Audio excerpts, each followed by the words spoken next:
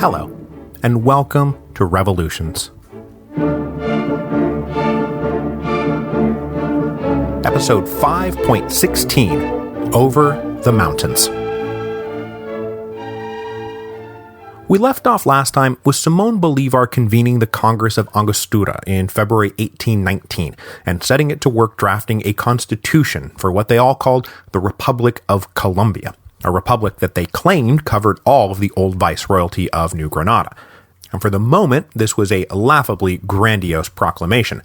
The Republic, as such, was little more than a loosely knit-together collection of armies led by quarrelsome caudillos answering to a rickety chain of command with a headquarters tucked away deep in the Venezuelan interior. Caracas and the Venezuelan coast remained in royalist hands, and the entirety of New Granada continued to live under a restored vice-regal regime that had been in place since General Pablo Morillo had arrived way back in 1816. But despite the apparent fantasy of it all, Simón Bolívar was about to audaciously bend reality to fit the fantasy. Gran Colombia would be a thing. Of that, for some reason, Bolívar was positive. Despite Bolívar's closing statement to the Congress that his work was done, one of the first things the Congress did was elect Bolívar president of the Republic. But everybody understood that he would focus almost exclusively on the war, and the actual business of civilian government would be left in the somewhat capable hands of a long-exiled New Granadan intellectual named Francisco Antonio Saya. Now, Saya is an interesting guy who's actually been around quite a bit, and he offers a different perspective on the events that we've covered so far. So before we head back out to war with Bolívar, let's go back and do Francisco Antonio Saya. At 53 years old, Saya was positively ancient compared to his fellow revolutionaries. Bolívar himself was still just 35, Santiago Marinho was 31, José Antonio Paz was just 29, Santander was 27. Born in New Granada shortly after the revolt of the Comuneros, Saya started in seminary, but his liberal curiosity got the better of him, and he moved to Bogotá to study secular law. He emerged from university in 1789 as a professor of philosophy, but his liberal curiosity then landed him in big trouble. He was a member of that little enlightened social circle that surrounded Antonio Nariño, and when Nariño published the Declaration of the Rights of Man in 1794, Saya was amongst those arrested, and he was shipped off back to Spain, where he spent 2 years in the same Cadiz prison that would eventually swallow the bones of Francisco de Miranda 20 years later. Saya was paroled in 1796 and then pardoned in 1798, but the authorities barred him from returning to the Americas. So, trapped in Europe, Saya's curiosity then took him in a scientific direction, and he got himself appointed to a scientific mission to France in 1799. So, arriving in France on the eve of Bonaparte's coup of Brumaire, Saya witnessed firsthand the hopeful dawning of an enlightened end to the chaos of revolution, and he became an admirer of Bonaparte and a confirmed Francophile, seeing in the French the polar opposite of the medieval ignorance of the Spanish. He finally returned to Spain in 1803, and now a somewhat renowned scientist and intellectual, Saya was appointed head of the Royal Botanical Garden in Madrid. But his French connections and worldview were very strong now, and when the abdications of Bayonne hit in 1808, Saya was one of the 85 deputies selected by Napoleon to rubber stamp the transfer of power to Joseph Bonaparte.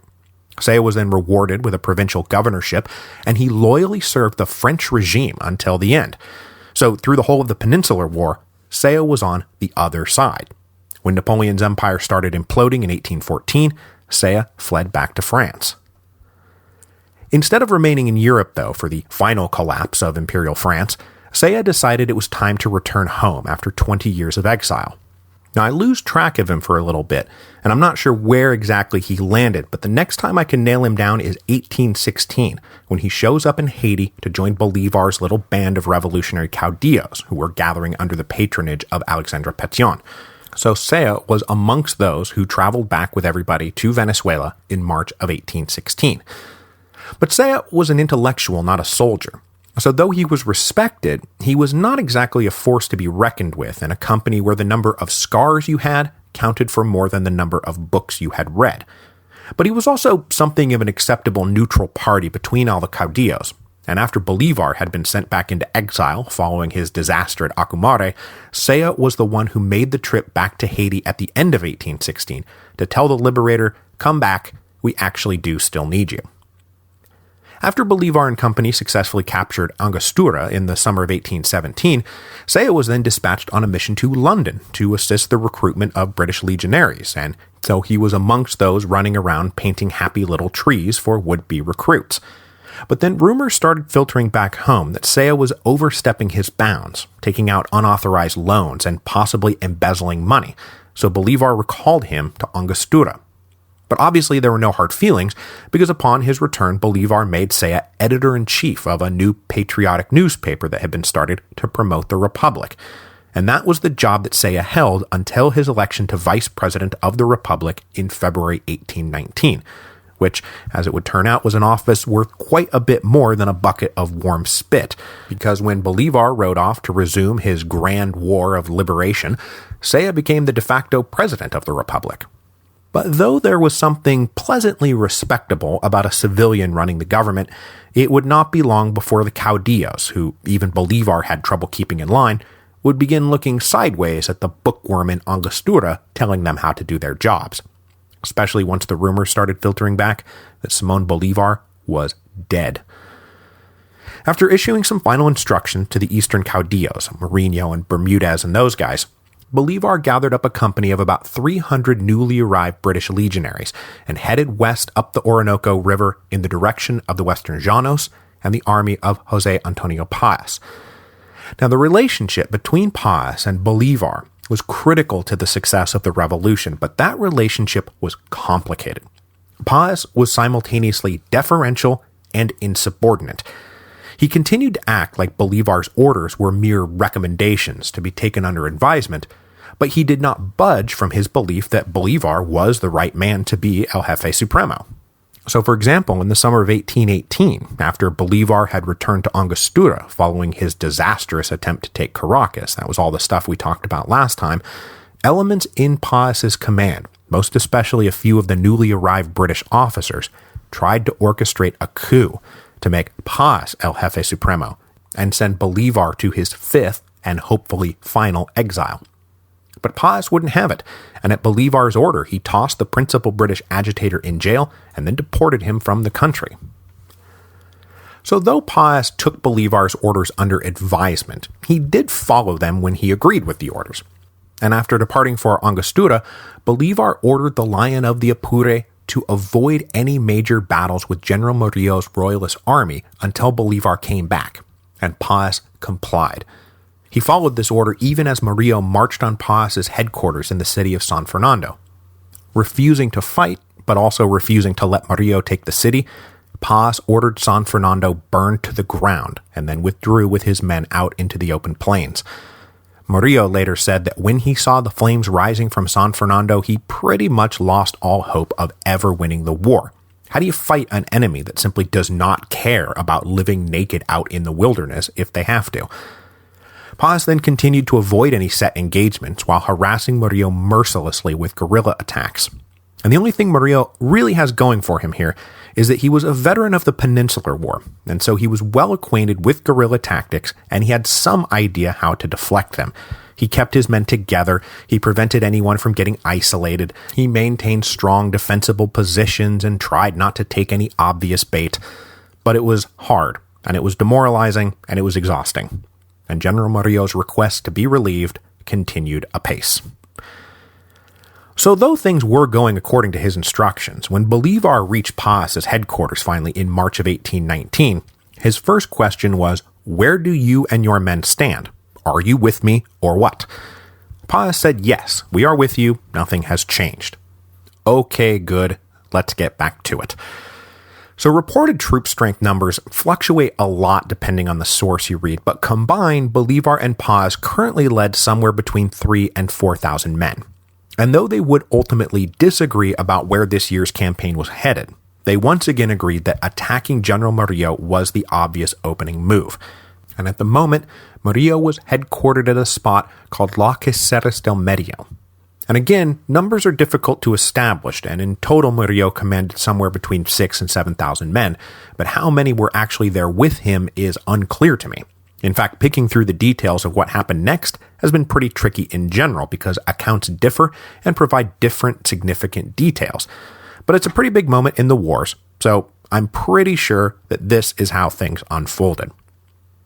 On April the 2nd, 1819, Bolívar granted Paz permission to launch an attack on Murillo's forces, but the ever-daring Paz only rode off with 150 men, 150.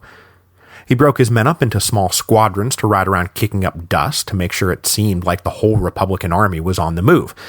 Now, Murillo was probably tricked into thinking that more than just 150 men were on the way, but he was by now fully aware of Paz's standard hit-and-run tactics, and so Murillo was at least prepared for that when it came. And in fact, he laid a pretty careful trap. When the dust clouds were reported, Murillo mobilized about 1,000 cavalrymen and arrayed them at the far wings of his army, with the infantry and heavy guns in the center. When Paz's generos charged in for the hit, Murillo launched his own cavalry on a diagonal line to cut off the run.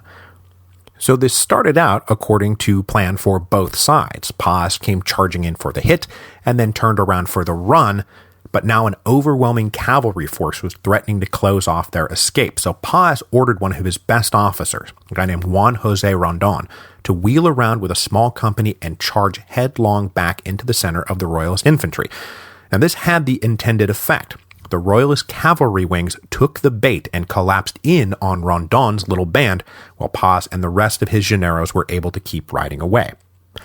But just before he was fully enveloped, Rondon and his men broke off their attack, wheeled around again, and then burst through the last little sliver of daylight.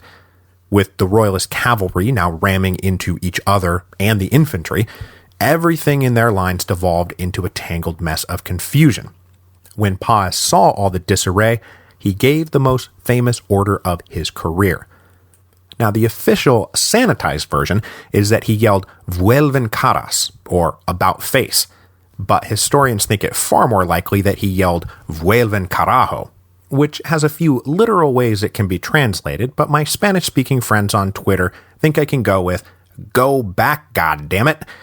And yes, you can come find me on Twitter at Mike Duncan. It's actually way easier to get a hold of me there than by email.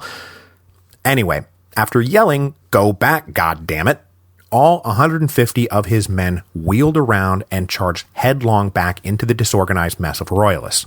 With confusion reigning and believing that they were well and truly under attack by the whole Republican army, the Royalists all panicked. The cavalry just rode off, leaving the infantry to fend for themselves, and understandably spooked, the infantry then broke and fled in all directions, just trying to get out of this alive.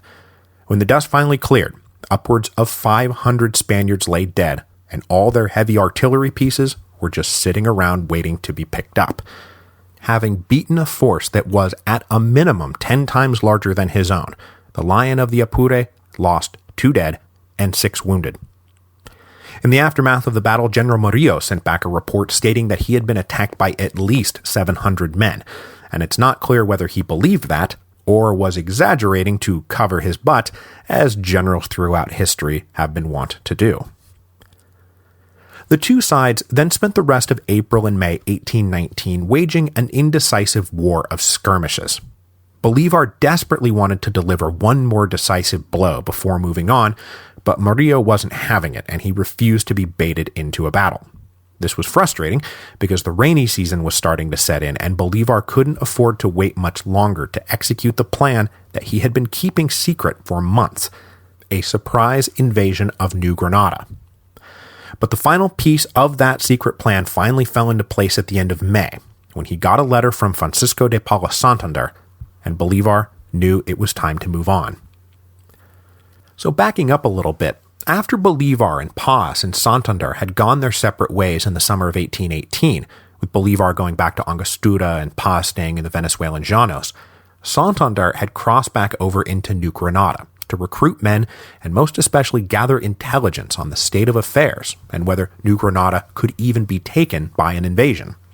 After 9 months of work, Santander finally wrote back to Bolívar to say yes, New Granada is ripe for the plucking, come on over. And though Santander is not exactly an unbiased observer, he wants Bolívar to invade New Granada, he wasn't wrong. Remember, General Murillo had brought most of his own army back into Venezuela, leaving behind a small corps of peninsular soldiers to manage things with the help of some local militia. Santander was able to report that these forces were not exactly crack units. They were underpaid, undersupplied, and very low on morale. And then just in general, the viceroy that Murillo had reinstalled in Bogotá believed that harsh repression was the most effective means to bring the country back into line. Murillo counseled ruling with a lighter hand, but the viceroy wanted no part of it, and Bogotá had become a repressive hub of summary executions, property confiscation, and just general maltreatment of the locals. Whether they were diehard patriots or not, the people of New Granada did not like the new viceregal regime. All of this Santander jubilantly reported to Bolívar. So Bolívar now made his move. On May the 23rd, 1819, he called his senior officers for a small council of war in the town of Setenta. There, using cattle skulls for chairs, Bolívar revealed his plan. They would march across the Llanos, up into the mountains of New Granada, surprise the royalists, and seize Bogotá. Now this is Bolívar at his most recklessly daring. Remember, this is the beginning of the wintry, rainy season, and already the Llanos was filling with water from rains that never ceased. The mountains would be more of the same, except everything would be freezing cold to boot. Now was the time to retire for the winter, not literally march into some of the steepest mountains in the world. But Bolívar believed that it could be done, and more importantly, if it were done, it would be a strategic masterstroke. Now, his plan was inspired both by the recent example of José de San Martín, who had just liberated Chile with his own surprise invasion through the Andes, and also by the most famous general in history, because it goes without saying that Bolívar was well versed in the life and career of Hannibal. And if you guys remember from back in the history of Rome, Hannibal always preferred difficult terrain to the fortunes of a battle not of his choosing. His own march through the Alps in terrible weather is legendary, but even more impressive was that time he marched 3 days through a supposedly impenetrable swamp to split the legions and surprise the Romans at their rear. That was when he lost his eye. Taking an army into the mountains now was brilliant because it was insane. General Murillo suspected Bolívar's ultimate intention was to invade New Granada, but there was plenty of time to prepare for that because it's not like they were going to leave tomorrow. And as for the royalist forces in New Granada, well, it quite rightly did not even occur to them that an invasion might be coming from Venezuela, which was Bolívar's point. His officers agreed that it was crazy, but doable. The only dissenter to all this was Paz, which drove Bolívar crazy, because Paz had actually been the first man Bolívar had confided his plans to, and he seemed at the time to have been in full agreement. But now that it was actually before him, the centaur of the plains did not want to leave the plains, and you can't really blame him. Half-naked cowboys who ride around in grasslands are not exactly well suited for frozen, steep, mountainous terrain. But though furious at the perceived betrayal, Bolívar once again recognized that he could not risk losing a staring contest to Paz. So Bolívar compromised. He ordered Paz to take up a position at Cúcuta, which was still on the other side of the border in New Granada, and still off the Llanos. But rather than participating in the full invasion, Paz would watch the rear and make sure that Murillo did not follow. To this, Paz agreed. And he also further agreed to let some of his men go with Bolívar, including the hero of Las Caceres del Medio, Juan José Rondon. But even with this compromise in place, Paz still continued to take Bolívar's orders under mere advisement. And after Bolívar rode away, Paz turned around and headed east. He never would go to Cúcuta. On May the 26th, 1819, Bolívar set out with 2,100 men, divided into 4 infantry battalions and 3 cavalry squadrons. Also in the mix were various non-combatant auxiliaries, including families of some of the men, especially from among the 300 or so British legionaries, who, as I said, had signed up for service in South America as much to try to start a new life there as to go on some grand military adventure.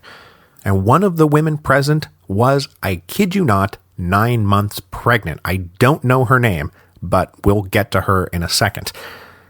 Now, no one was told what the ultimate destination was going to be because Bolivar quite rightly feared mass desertion. Now, before they could even begin the grueling march up into the mountains, they had to get to the mountains. So Bolivar pointed them in the direction of Tame, on the other side of the border in New Granada, where Santander was waiting with his own small army.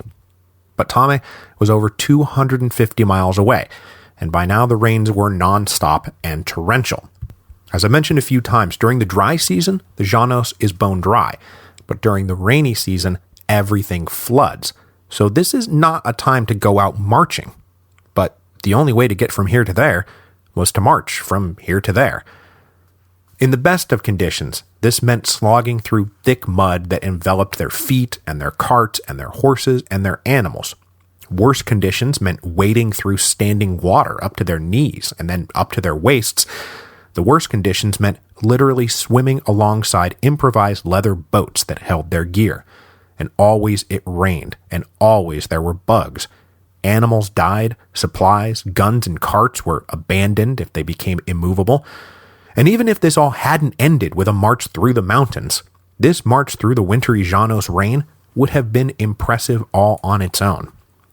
Just before the army crossed the border into New Granada, Bolivar finally revealed to his men what this was all about, that this was in fact the beginning of the invasion of New Granada. And by this point, the only way out was forward. Finally, in the last week of June, the beleaguered army hit dry ground as the grasslands gave way to the foothills at the base of the mountains, and they successfully linked with Santander's forces at Tame. The men were given a week to recuperate from their long march through the flooded plains, but on July the 1st, 1819, it was back to it, and now the going was going to get really tough. The small army traveled west as the crow flies, but mostly they went up, up, up, up. The rains never stopped, except now instead of mud and floodwater, it was all slick rocks and iced-over paths that ran along narrow ravines. And it's not like these guys had gone to REI to get outfitted for the ascent. They were poor peasant soldiers. These guys were marching barefoot. They marched in tattered rags that could only charitably be called a uniform. As they struggled up the mountain, the strong started to carry the weak, and Bolivar personally carried men broken from whatever combination of hunger and fatigue, sickness, or injury had taken them down. Many just didn't make it.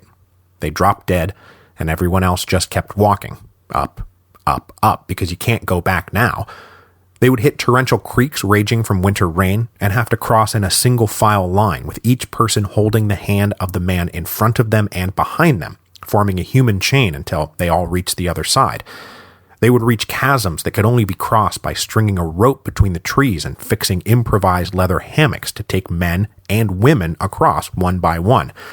And eventually they crested 13,000 feet as they wound their way around the tallest peaks. Hypothermia set in, and even if you wanted to stop, you couldn't, because you would just freeze to death. On July the 3rd, on the third day of the climb, that pregnant woman I mentioned, she gave birth. Now, as the father of 2 small children, I've just been through all of this, and frankly, I consider the woman's presence on the march to be insane already. But then on top of that insanity, right now, in the middle of all this, she gives birth. The next day, Bolivar spotted her with the newborn strapped to her chest under a blanket as she just kept walking. Now, I have no idea what happened to her because after this, she just disappears from the record, but I have to say, of everything I've talked about over the whole course of this show, all of it, everyone, this unnamed woman giving birth in the middle of this deadly, treacherous hike, it might be the single most badass moment I've ever heard of. I mean, my God, this isn't something I'm making up. This actually happened. On July the 6th, after 6 days of marching, the bedraggled little army finally hit a safe oasis, the town of Soacha, about 150 miles northeast of Bogota. The residents there had been alerted that this liberating army was doing this insane thing and rushed out to their aid. They brought food and blankets and water and gave them fire, literally the essentials of life, to save these men and women who had done this crazy, reckless, brave thing. But there was one upside to all this. The Royalist forces had no idea that they were there. They had no garrisons even remotely close, and no prearranged plan for how to deal with an invasion right now in all this crappy weather in July 1819. Bolivar's men were all half dead, but to a certain degree they had the enemy right where they wanted them. Now, as he himself struggled up the mountains, Francisco de Paula Santander was able to observe Bolivar's relentless energy, his courage, and genuine compassion for the men who were following him. Now, as with Paz, Bolivar and Santander had a complicated relationship, and for example, Santander had never gotten over that time Bolivar threatened to shoot him right at the beginning of the Admirable campaign 6 years earlier. But here, Santander was blown away by Bolivar's resolve, his determination, and his genuine spirit of patriotic unity. I mean, all that talk of everyone being in this together was one thing when Bolivar was trying to convince New Granadans to come help him liberate his home country of Venezuela. But now Bolivar was showing the same relentless resolve the other way. He was leading Venezuelans to liberate New Granada. And Bolivar then wasted no time making sure that their shared sacrifice was not all in vain. He immediately began planning the next stage of the campaign, and Santander later said, "Here is where this man distinguishes himself above the rest, exhibiting extraordinary resolve and energy. In 3 days, he remounts and arms the cavalry, musters ammunition, reassembles the army, then sends out patrols, energizes the citizens, and plans an all-out attack." Now, even though Santander and Bolivar would spend as much time in conflict with each other as in partnership, at this moment, Santander came to realize that whatever else he thought about Bolivar's shtick was not empty vanity. He was the real deal. By now, word was spreading that this Republican army had appeared out of nowhere, and the ranking Spanish general, a guy named José María Barrero, quickly mustered what forces he could, ultimately about 4,000 men, to put them between Bolivar's army and Bogotá. Now, after the dead were subtracted and new recruits added, Bolivar was now leading an army of about 2,600 men, and near the end of July, they were on the move towards Bogotá. On July the 25th, they finally ran into the Royalists at Pantano de Vargas, literally the Vargas Swamp, a region of swampy marshes rimmed by low hills. And General Barrero was able to occupy those hills with his Royalist forces, which gave him two essential advantages. He both outnumbered Bolivar and held the high ground, and this is usually game, set, match. But Bolivar, of course, decided to launch a full frontal assault right into the teeth of this. When things, quite predictably, started going badly for the Republicans, their left flank was being turned in disarray, the British legionaries stepped into the breach and held back any finishing blow, which gave just enough time for Juan José Rondón, the hero of Las Casetas del Medio, to lead the cavalry on a furious charge up into the high ground, wielding nothing but spears and machetes. They crashed into the shocked Royalist line just as heavy rains started to fall.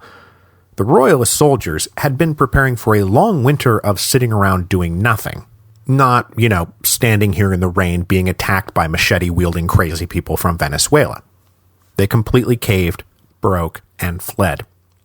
Santander later reported that the Battle of Pantano de Vargas had been won by the calm of the British and the intensity of the Llaneros. In the aftermath of his defeat at the Vargas Swamp, though, the Royalist General Barrero made a critical decision. He decided to lie his head off to the Viceroy about the battle. He sent a dispatch assuring the Viceroy that the Republicans had been beaten soundly and that everything was well in hand. Now, what I'm guessing here is that Barrero did this for two reasons. First, he did not want to provoke a panic in Bogotá that might trigger a patriotic insurrection. And second, he wanted to buy himself some time to regroup, catch Bolivar, and deliver the crushing blow he now already claimed had been delivered. But that's not how things are going to go. Instead, this lie would set the stage for the decisive battle of the campaign, the battle that to this very day marks the beginning of true independence for Colombia, the Battle of Boyacá. On August the 7th, 1819, the two sides were maneuvering around Tunja, once capital of the now defunct Union of New Granada. Bolivar's forces still numbered about 2,600, Barrero's about 2,800. But as the Royalists moved around Tunja, trying to get onto the main road back to Bogota, they split in two, with an advance guard approaching a key bridge over the Boyacá River and a rear guard about a mile behind them. Now, Bolívar had posted a small cavalry unit near the bridge to keep an eye on things, and when this advance guard approached and saw that little unit, they thought it was the only small unit in the area. But Bolívar's entire army was just behind a hill out of sight. So these two little cavalry units skirmished against each other, but when the Republican forces fell back, they fell back not out of sight, but into the waiting embrace of a much larger force led by Santander. The Royalist vanguard realized they had made a mistake, that a much larger army was right around the corner, but then they made another mistake. Rather than racing back to reunite with the rear of the army, they raced forward to capture the Boyacá Bridge. Now, this seemed like a good idea at the time, hold the critical bridge, but it split the Royalist army in two, and the force led by Santander was hot on their heels, and so, yes, they took the bridge and got to the other side, but now they were pinned down there and cut off from their comrades. Meanwhile, the rest of Bolívar's army came pouring out around the hill. They located the Royalist rear guard strung out along the road and hit them from all sides. Bolívar ordered the British legionaries to attack the front of the Royalists. Rondon and the Llaneros rode around the back and hit them from the rear, and then Bolívar ordered everyone else on a bayonet charge right into their center. General Barrerio's forces were hit from three sides simultaneously by a surprise attack. All told, the Battle of Boyacá lasted no more than 2 hours, and it was a complete Republican victory. General Barrerio himself was cornered and captured, as were 1,600 of his men. Another 500 lay dead, and the rest just scattered. There was now quite literally no Royalist army within 500 miles of Bogotá. The question now was not whether the Republicans would take the capital, but whether they would capture the viceroy in the process. They nearly did capture the viceroy, but about 50 of the men who had been pinned down by Santander at the bridge managed to get away. They raced for Bogotá to raise the alarm. Now, the city had no idea anything was even remotely amiss. The viceroy was in fact sitting around having dinner when a messenger burst in and told him the enemy was victorious and nothing was standing between them and Bogotá. After getting over his shock, the viceroy had no time to do anything but just run. His attendants dressed him up like a peasant, and he snuck out of town. Bolívar would later send agents out looking for him, but the viceroy was never located. And he never stopped running either. He wound up making it all the way to Cartagena, and then he immediately got on a ship and sailed back to Spain, never to return. Meanwhile, Bolívar was on a race of his own. With the smoke at Boyacá barely cleared, he was off like a shot at full gallop to close the 100 miles or so to Bogotá. And when he arrived in the city, he found himself greeted by bewildered citizens. I mean, less than 12 hours ago, they had been under the impression that whatever small invading force that had come up through the mountains had been beaten, and that was if they knew anything about any of this at all. And instead, what? General Bolívar is here, and he's won? The viceroy is gone? And then Bolívar discovered just how close he had come to capturing the viceroy. There were literally still bags of money on his desk, just left behind in the rush. The treasury was full. The munitions depot were stocked. This was a complete victory on all fronts. But Bolívar had been in the dark himself about a lot of what had gone on in New Granada. And when he greeted men that he had known from the last time he had passed through Bogotá in 1815, he asked around for the others. Where's President Camilo Torres, the man who supported me in my darkest hours? He was dead. His head had been chopped off and posted on a spike. Oh, what about this guy? What about that guy? They had all been killed in the aftermath of Murillo's reconquest.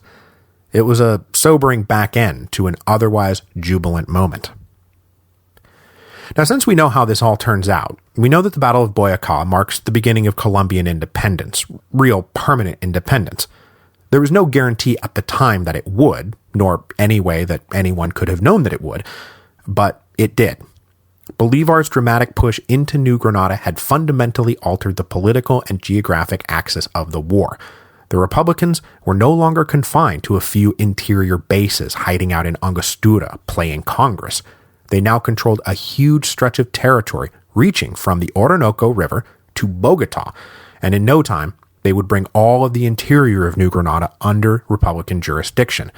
It was now the royalists who were confined, restricted to a few ports along the coast, short of men, and now knocked thoroughly back on their heels.